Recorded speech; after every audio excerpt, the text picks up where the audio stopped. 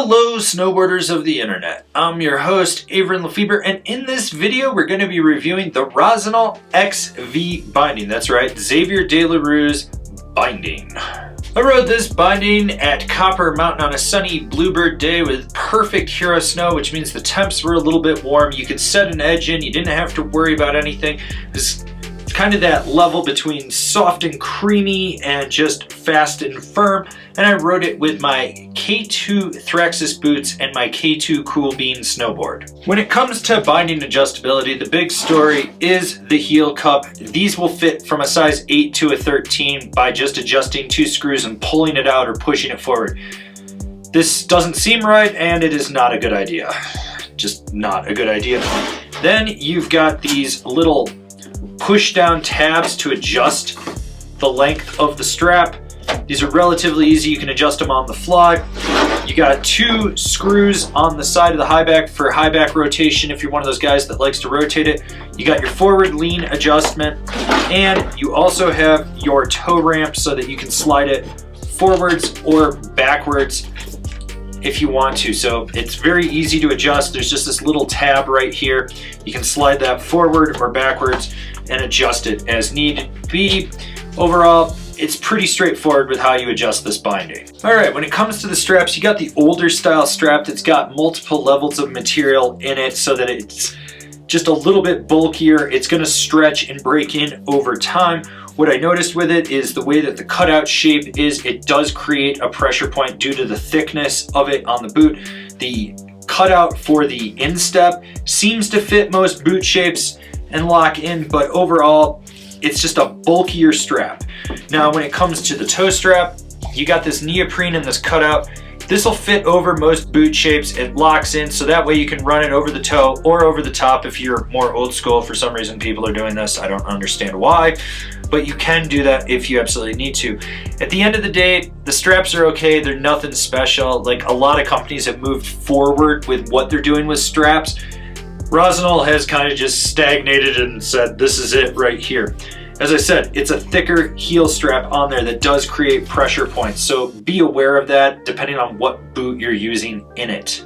When it comes to the ratchets, you got your 1-finger quick release. It is a little bit stickier right out the box. It's something I noticed. Overall, these climb okay. They do their job.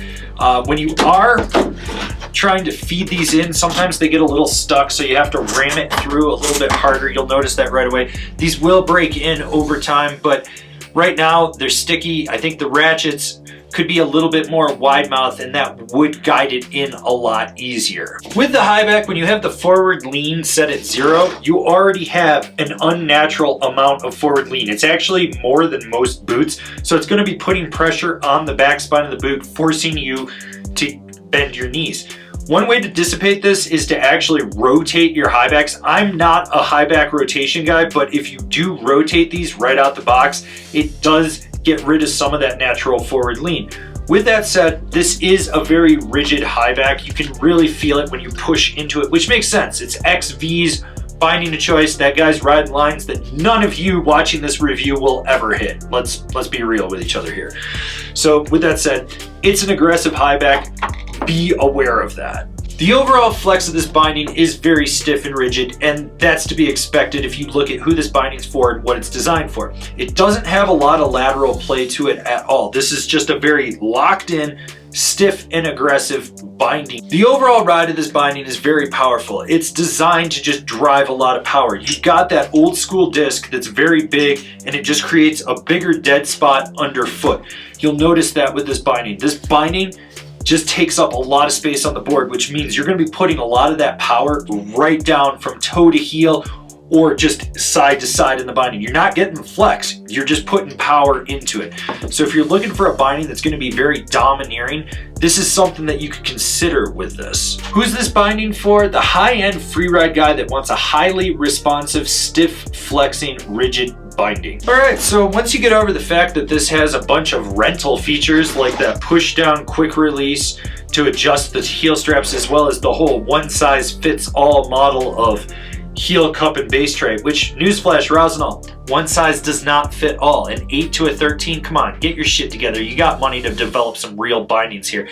It's not a bad binding. It's probably one of the better ones in their lineup, although the forward lean on the high back is overkill, so you gotta be aware of that. It's just too much natural forward lean in there. It is a very responsive binding, so if you're a very powerful rider, you can get that power out of this, but overall, this is probably too much binding for most people that are looking at it. Comparable bindings: the Burton Cartel X, the Bent Metal Solution, the Union Atlas. This has been my review of the Rossignol XV binding. Do you agree? Do you disagree? Do you own one? Are you gonna buy one? Leave me a comment down below. Let's have a conversation about this binding.